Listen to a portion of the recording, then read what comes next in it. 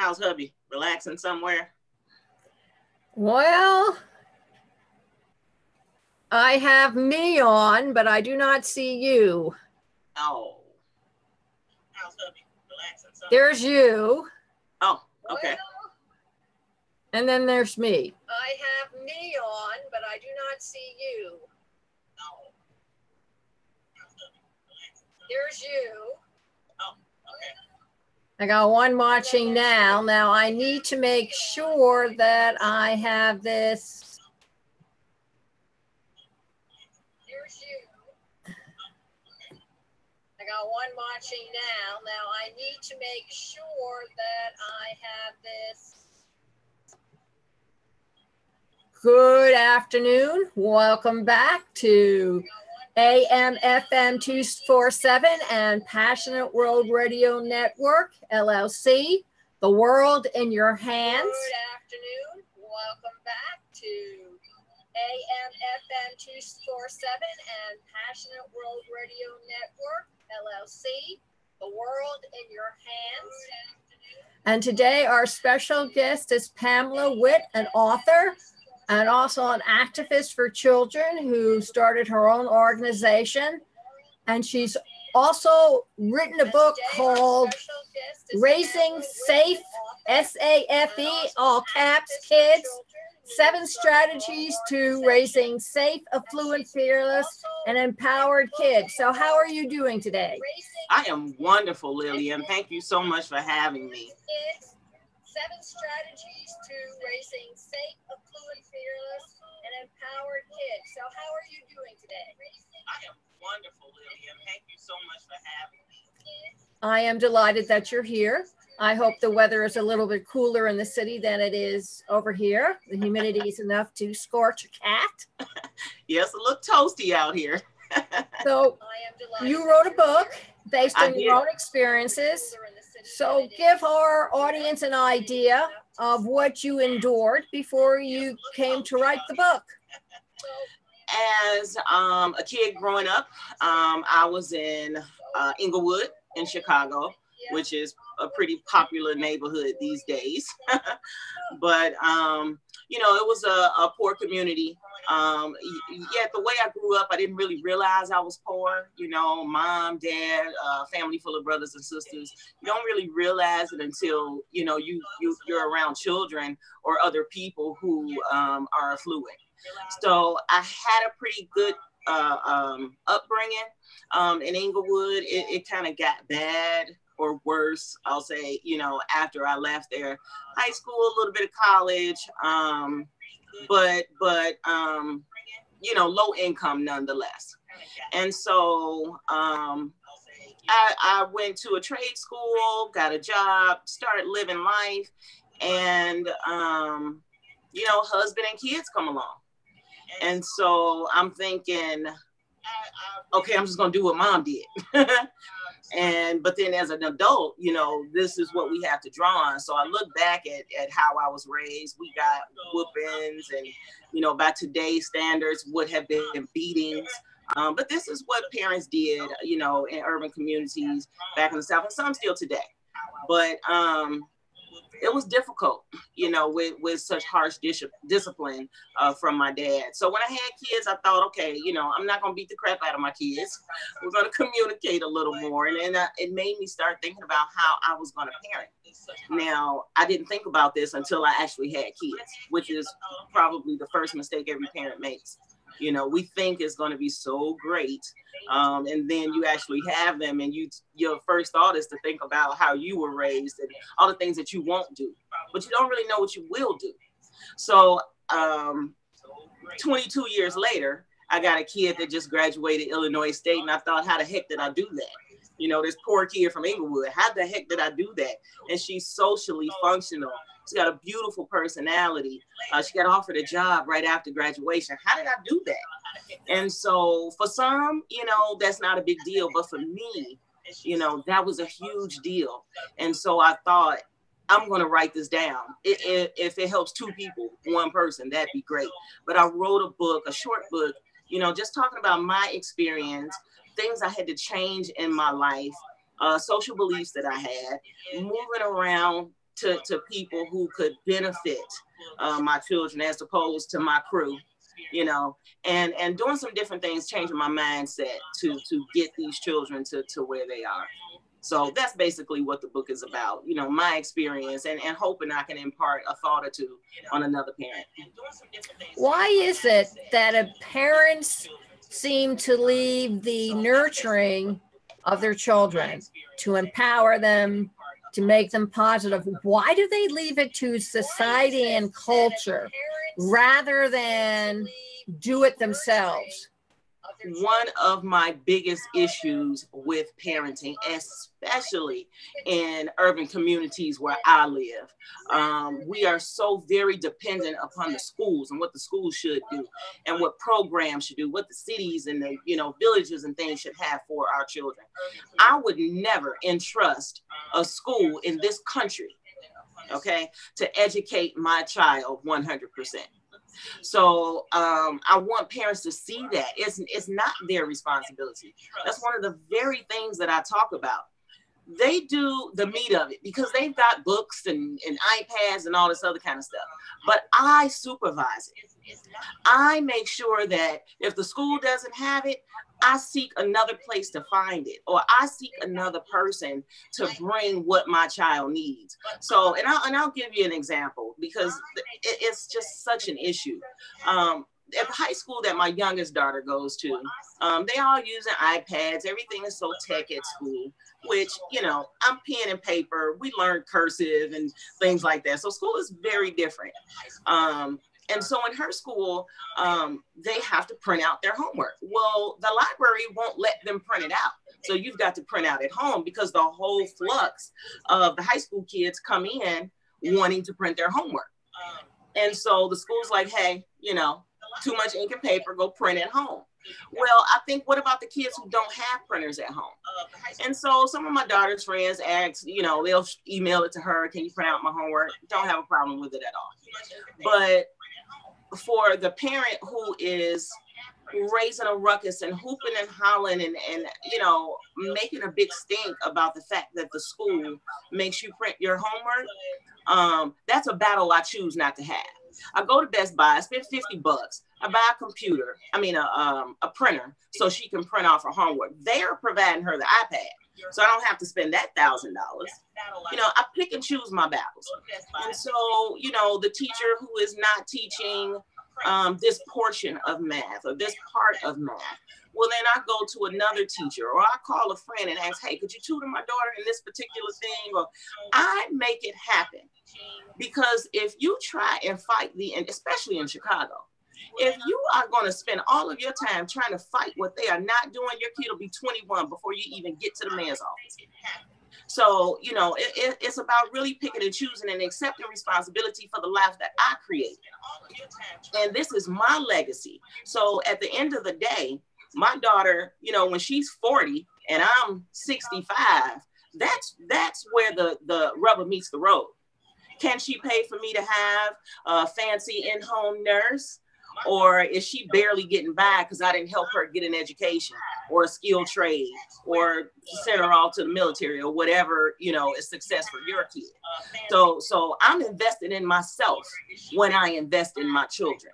It's the legacy I want to leave my family. So it's my responsibility, not yours or the schools or the cities or the village. You help me because I want my entire village involved, right? But the big decisions that are being made, those are my responsibility because I have to live with that. You know, so absolutely. That some children are really just born empowered. I have a little grandson, and we were out to dinner last night. He saw somebody he knew. Did you know that he just asked permission of dad? He picked himself up, walked over there by himself, and started talking to the mom and dad and to the kid he recognized. Now that you're given at birth. And you don't need to train somebody like that because they already have it. But I really feel that based on the 7 principles that you provide and perhaps a national course where all kids are compelled to have a year or 2-year program working with other people, that's where they're going to get the confidence and the positive enforcement that they need in order to hold their heads up high. Absolutely. Absolutely. We talk about, I do a strategic parent program in schools, and I spend, each month I have a different topic. And one of the first topics I try to tackle is teaching your kids social skills. And so, and the first way you can start doing that is by introducing yourself to the teacher at the start of the school year when you're dropping your kid off, or orientation or something like that. You're meeting a new teacher, you don't know him, you stick your hand out and go, "Hi, I'm Miss Whitt.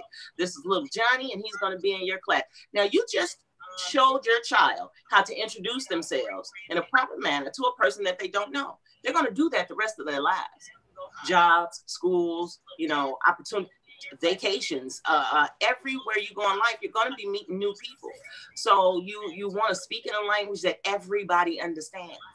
That's I tell my parents, my daughters speak 3 languages. My little one is working on her 3rd, but they speak English, they speak Spanish, and they speak Ebonics. Good for them. So you can operate in your own community. You can speak the language that we speak, and all of us have a different lingo in our personal lives. So she can speak that language. I want her to speak Spanish so that she's marketable in this country. And 2, speak regular English so that everybody can understand what you're saying. Because if I say, "Hey, what's up?" maybe you don't understand that, because that's how I talk around my friends and my neighbors and things. But if I say, "Hi, how are you?" then that's what we all speak. So I think his socialism and teaching social skills is crucial, to parenting, but we have to know them ourselves, to be able to impart them in others. So why don't you tell people the 7 principles that you feel would produce what people are now calling the ideal package, which is beauty, brains, and health. And what I call the ability to think for yourself, the ability to solve problems, and let's face it, the ability to work a room so that you know who's around you. Because Absolutely. being a wallflower just doesn't work anymore. It does not. You will get nowhere. You will be the last one in the room with nobody to talk to. And that's something we have to teach our kids early on. And we have the greatest example with the lunchroom and the playground. You teach your kid to introduce themselves to somebody else and to find like-minded children. But out of the 7 strategies that I talk about in the book, one of them, the first thing is just to figure out who you are as a woman, as a father, as a grandparent, or who, we all have so many titles. You got adopted and step and foster and whatever kind of parent you are, figure out who you are as a person, because you cannot add value to me if you don't value yourself. One of the second things is, plan out who your children are going to be. Don't just let it unfold and what happens. Show them interest, determine where you want them to go. Are you able to plan for college? Do you see an opportunity there down the road where you can get your kid to college? Figure out how it's going to go. Is your family military? Well, they may want to go that way, or maybe your kid will be the first. But don't just let it happen. Make some plans, offer ideas to the kids as they're coming along, and work on it together so that by the time 17 or 18 comes, there's a plan in place of what the next level is going to be. It's hard to teach what you have not been taught. So it's your job to go out there and learn it. When I take my daughters to school, especially when they were younger, my little daughter who's 16, she wants to be a doctor. And so I'm not a big fan of science. Couldn't tell you too much about it, because once I left school, that was that. But so I go and I find people in the field. When I take her to a doctor's appointment, because I don't know doctors, and when I take her to a doctor's appointment, I say, "Hey, Dr. Beckman, this kid wants to be a doctor." Well, now he's one of her mentors. And that's all I had to do. And they talk. And he gives her advice, and he talks to her about what medical school is going to be like, how hard it's going to be for you. You really got to work. So I find people in positions that I lack. because we all lack something. No parent knows it all. So I go and I try to find people for my daughters that they can relate to, who they'll appreciate. The fourth thing is leading your village, which I find just fascinating, that people think that they're just leaders because they're a mom. Well, leaders train leaders. Leaders breed leaders. Leaders make leaders. They don't make minions. You spread out what you have, and again, this leads into legacy.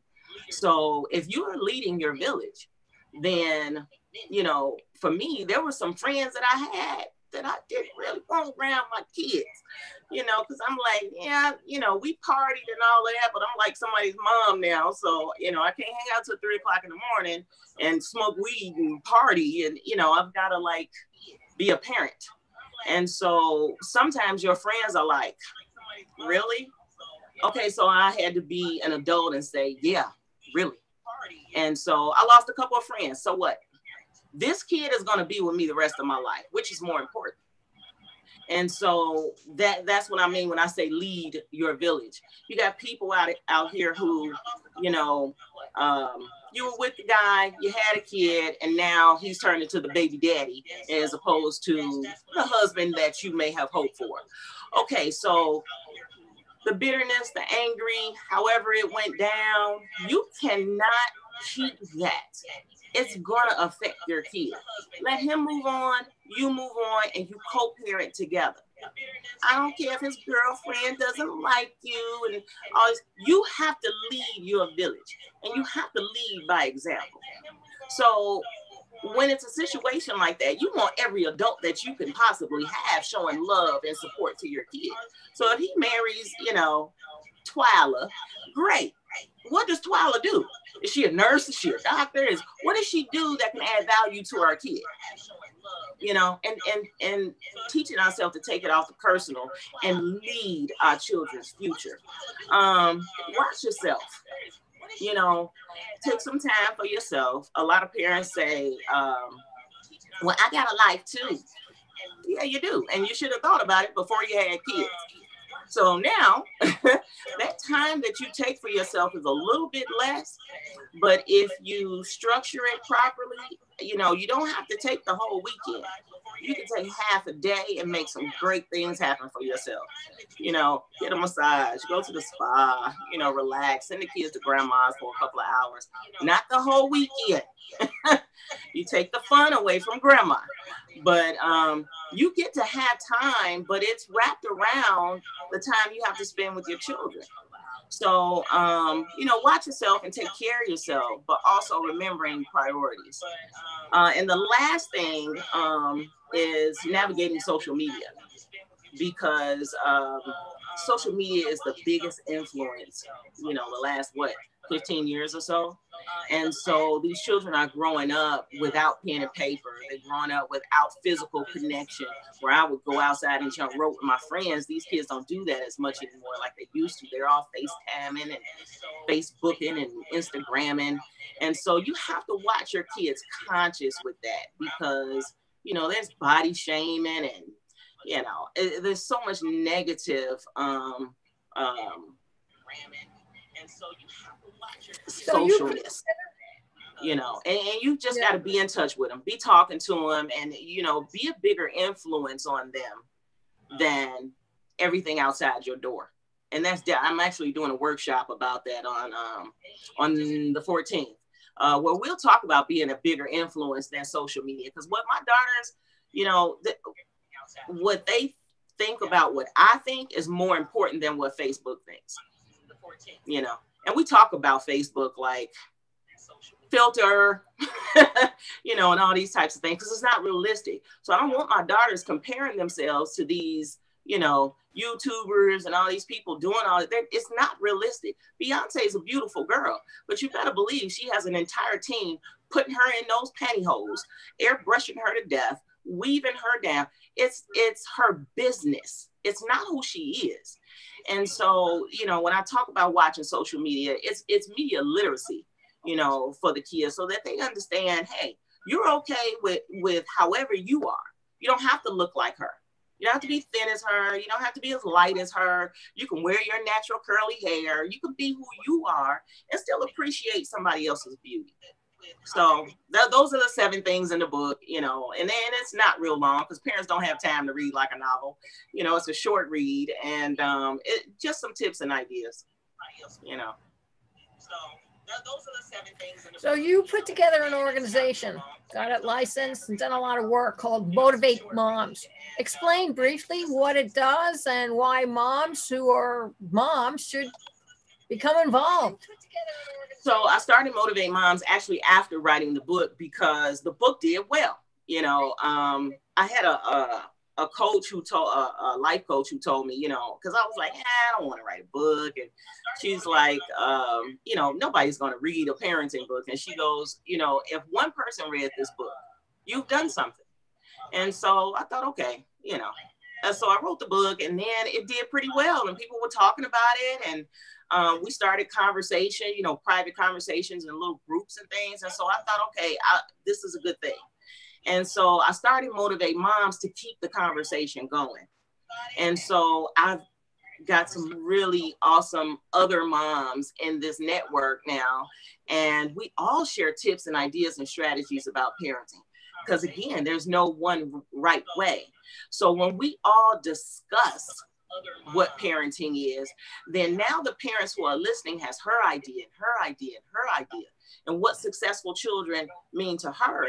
And so now you have this rubric, right, to work with, where it's not just about how you were raised and what your parents did, but now you like the way, you know, she did it, and you like the way she did it.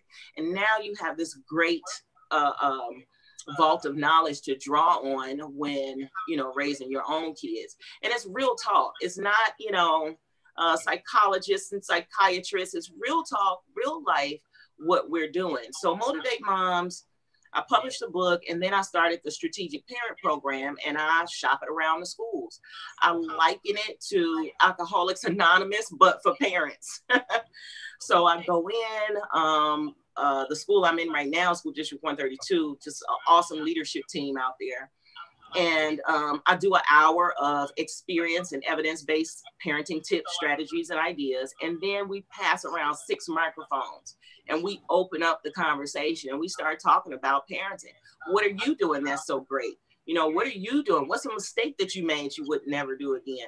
So we start sharing, and we start talking and just kind of letting loose, you know, about our parenting experience.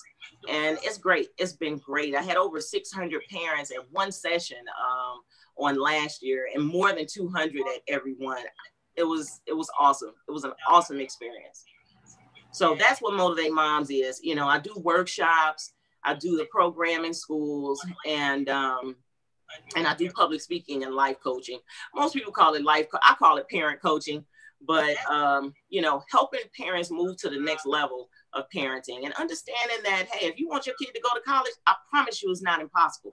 We can find the money, we can find a way. There's a billion schools in this country. We can find one that fits what your kid wants to do. I hate for people to say college is not for everybody. That's where you go to discover yourself. You know, there's a big boom in entrepreneurship, and I love it. I've been an entrepreneur all of my life. I've never had a job. So I appreciate that. But I want my daughter to have both. I want her to have education, and I want her to take that education and be able to turn it into entrepreneurship. So actually, she just, you know, like I said, she just got this degree. She was a PR major. So, and the girl is just, you know, I selfishly say she's just awesome. And so she got offered a job. She's doing social media for a university, and social media marketing. And, but she also built my website, branded my business. You know, she's got me from zero to where I am right now, talking to you on an international passionate radio station. So she can go either way. And I want her to go out into the field and learn and experience and meet people. And then in years to come, she's going to be a powerhouse because she's going to have that experience, that education. And when she steps out to be an entrepreneur, she's going to beat everybody who started from high school. Because you can get there from high school, but you're going to be way slower than my kid because she went and got the education first. So, you know, that's what Motivate Moms is. It's just trying to help parents parent better. There's no right or, you know, absolute wrong way, but if we communicate and we build a bigger village, then I think we'll start seeing more positive outcomes in our communities. There's no right or, you know. So could you please tell everybody where they can find you and your book, Raising Safe, SAFE, all capitals, Kids, 7 Strategies to Raising Safe, Affluent, Fearless, and Empowered Kids. Let them have it, kids. All right. So I'm so excited about this book. If you can see it, I might have a little glare. But this is my book, and you can get it on my website. You can order it there, or you can go to Amazon. If you got Prime, they send it out to you real quick. You can see what I'm doing next on motivatemoms.com. And Facebook me at motivatemoms.com, Twitter at motivatemoms with a little underscore, Instagram is at motivatemoms, you know, or give me a call. And if you want me to come and speak, I do public speaking. If you're interested in coaching, you can call me at 218-MOM-TALK. So you can get me on the phone, get me on the internet, social media, however, you know, and I'm all about the passion of parenting. So everything is where it should be. Thank you very much, ladies and gentlemen, and children of all ages, for listening to our interview with Cougar Hills. Our special guest, Pamela Whitt, speaker, author, and creator of the organization Motivate Moms. And before we go away and straight, Mark Twain had this to say about the disappearance of literature in the 1900s. A classic is something that everyone wants to have read and nobody wants to read. Now that's about right. You can listen to this program all over again at AM/FM 247, https://passionateworldradionetwork.com, facebook.com/PWR network, iTunes.com/Lillian Caldwell, youtube.com Passionate World Radio Network. So please come and join us. And remember, 3 o'clock Sunday, second part of The Caretaker, who they are, what they do, and will they survive caretaking for the person who has the illness, or will they bite the dust when that person passes away? So join us then. Thank you all very much for listening. And remember, please keep listening. Thank you.